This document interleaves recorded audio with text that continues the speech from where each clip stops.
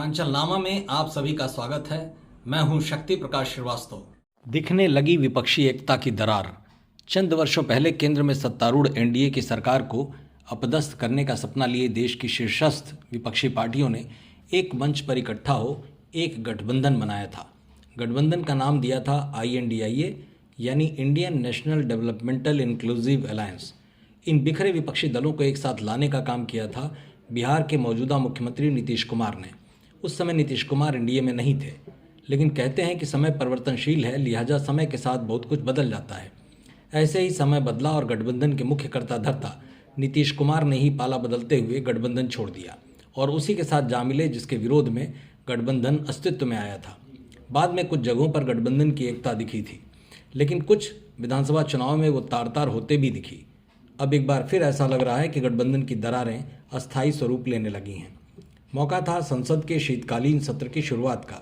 सत्र शुरू होने से पहले कांग्रेस अध्यक्ष मल्लिकार्जुन खड़गे के कार्यालय में INDIA गठबंधन के घटक दलों के नेताओं की एक बैठक हुई।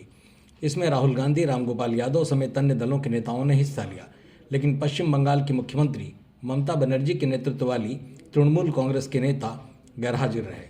इससे यह तो जगजाहिर हो गया कि गठबंधन में भीतर बहुत कुछ ठीक नहीं चल रहा है। दरअसल सियासी जानकारों से मिली जानकारी पर भरोसा करें तो कांग्रेस पश्चिम बंगाल में होने वाले विधानसभा चुनाव में सत्तारूढ़ तृणमूल कांग्रेस के खिलाफ चुनाव मैदान में उतरने की तैयारी कर रही है। कांग्रेस का यह निर्णय जहां गठबंधन धर्म के विपरीत है, वहीं सियासी सिद्धांतों के पूर्णतया विपरीत है। एक बार पहले भी जब तृणमूल कांग्रेस ने गठबंधन का संयोजक ममता बनर्जी को बनाने की मांग उठाई थी, तब भी कांग्रेस ने उसका दबी जुबान विरोध किया था। वो नहीं चाहते थे कि ममता बनर्जी विपक्षी गठबंधन की बागडोर संभाले।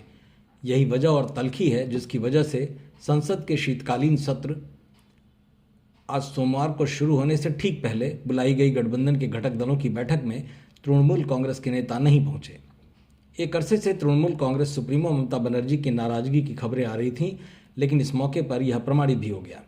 ऐसा करके तृणमूल कांग्रेस ने स्पष्ट कर दिया है कि अगर एक तरफ कांग्रेस मेरे खिलाफ चुनाव लड़ने की तैयारी कर रही है, तो फिर दूसरी तरफ दिल्ली में साथ में बैठने की उम्मीद क्यों पाल रही है।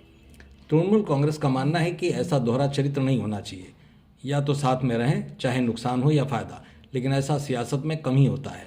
सियासत के लिए तो कहा ही जाता है कि सियासत में कुछ अस्थायी नहीं होता, न कोई अस्थायी दोस्त होता है न अस्थायी दुश्मन, सब अवसर की तलाश में रहते हैं। इस विरोध से एक बात और स्पष्ट हो गई कि पश्चिम बंगाल की राजनीतिक लड़ाई गठबंधन की राष्ट्रीय रणनीति को भी प्रभावित करेगी। मतलब की बात में आज बस इतना ही। कल फिर मुलाकात होगी इसी समय इसी चैनल पर। तब तक के लिए नमस्कार।